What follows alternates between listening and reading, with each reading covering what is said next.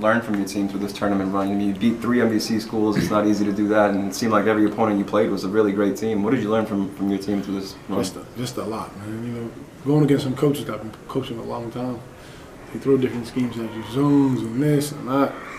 You know, I'm just always trying to stick with what got you there, man. You know, we have our zone plays, we have our man-to-man plays. We're not going to try to do anything. We're not going to throw curveballs. We're going to play how the English plays. Yep. And we're going to get after you defensively. We're not going to sit in zones. We're not going to – that's not us. I think when people start shying away from what got them there, what you build your program on, that's when things can turn for you. So I just try to stick to our guns. I know the weapons I have. You know, I know what they're all capable of.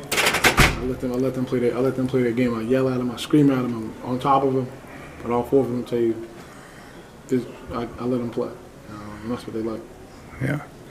The going inside with Alonzo tonight, was that the game plan, or did you just wait to let him the ball? You know, I think him and Trano, they're key pieces in our offense. You know, we felt they had no one that can guard Alonzo. Right. And it showed.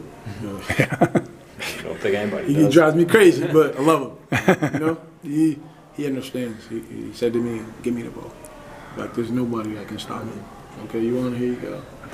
You know. Yeah. And he's just been such a huge leader, man. Last year was tough for him. You know, it was new for him. I'm on him, and this year he embraces it. And he takes it in, and the other kids see it doesn't bother him, and I'm on him tougher than anybody. So. It's a good feeling, man, to send him out on top like that. It's a good feeling for me. I'm sure it's for him as well. And you set Justin Fitzpatrick up outside to start the game. Not that he doesn't play out there other times, but maybe that would drag some people out there. Well, we just wanted to see how they were going to play defensively. Yeah. They were going to let Justin shoot. He hasn't been making shots the last couple of games. He made some shots today, so they had to come out and open up the lane for Alonzo, Jack, get going. So. That was the plan, man. Once we got them to open up and change their way they wanted to play defense, I knew we had them. Yeah. Coach Alonzo's after he was on the court, he said a little kid came up to him, asked for his jersey. He felt like he wanted to give him something, so he actually gave him his sneakers that he scored his 1,000th point in. Alonzo? Yeah, I mean, he definitely couldn't give him the jersey. That would have strangled him. Yeah, exactly. But I mean, you look at that gesture, that old Joe Green commercial kind of, you know, just what does that say about? What does that say about the relationship? I think that's the type of kids we have, man. We have kids who, none of us come from much. You know, none of us come from rich families. None of us come from anything like that. So they're very appreciative of the things they have, and I'm probably sure seeing a kid ask for some shoes, that's something the kid will remember for the rest of his life. You know, so I'm sure Alonzo learned a lot, and as a young kid, you got to mature, and you got to learn things like that. You know, that goes a long way. It says a lot about him and his character and who he is as a person.